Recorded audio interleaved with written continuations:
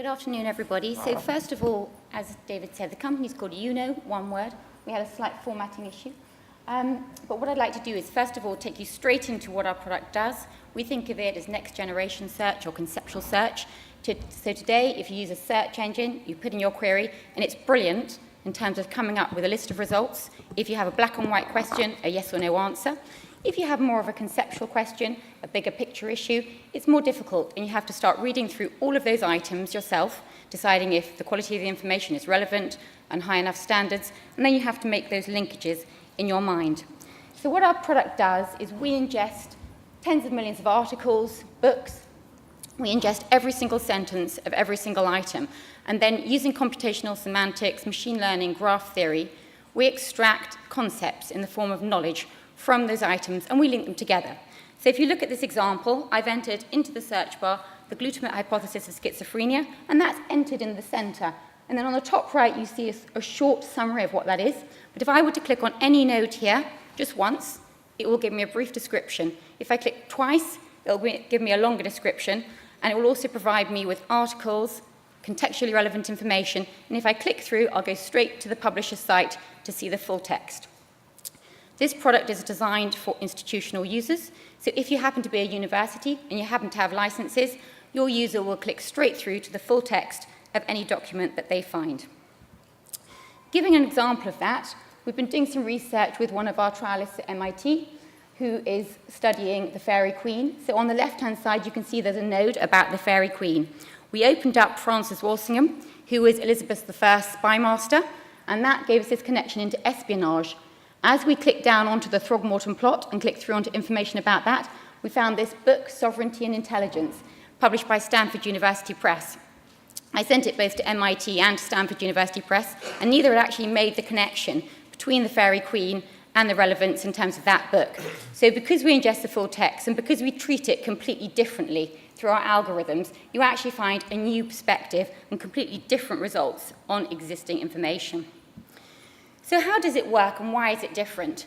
So it works because we ingest the full text, so every single line of text plus the associated metadata. And what we do is extract concepts from that.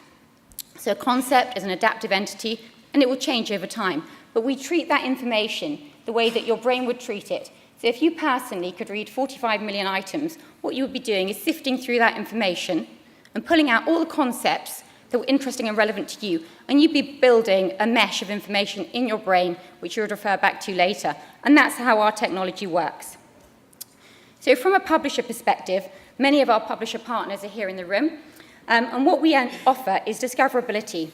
So I'll come on to our customers on the next slide, but the first thing is really that your information is ingested and discovered in a completely different way using conceptual search. We also refer traffic back to the publishers as any library would today. So if your material is found, we send that user straight back to your website to look at the full document. And if they haven't licensed that document, it's up to you how you treat them, but you can offer them pay-per-view, or you can ask them to sign in, etc. And we also provide very interesting metrics. So I think it's really the first time that you can look at it from a conceptual point of view and understand the item within the text that somebody is looking for. So it's not just about article title, book title, or author. You actually understand the concepts that people are trying to get to the bottom of. So how did we get to where we are today? We were established 2 years ago. We're based in Silicon Valley, and we started off working with Stanford University. And their particular angle on this was that they wanted an interdisciplinary tool.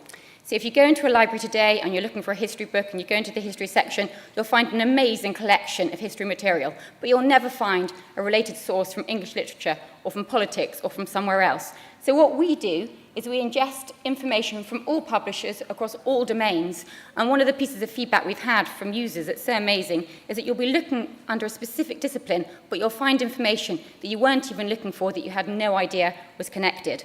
So we wanted to make sure that our product wasn't just appropriate for people at Stanford.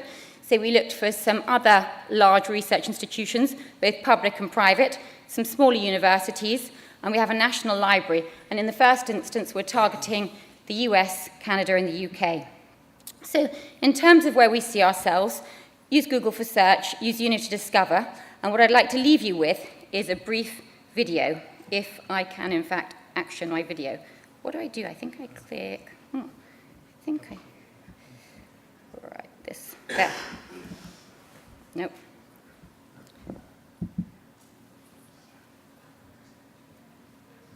This home of the Philharmonic Orchestra is an Meet Nick. He's always seen the world a little differently.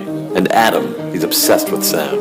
And Emma, violinist since age 5. What do they all have in common? They've always wanted to know more. They wanted to explore deeper. Premiumbeat.com.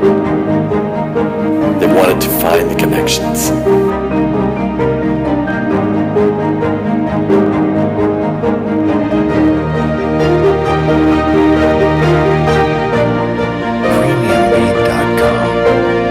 Any questions? Okay, here we go. Yewno, connecting knowledge.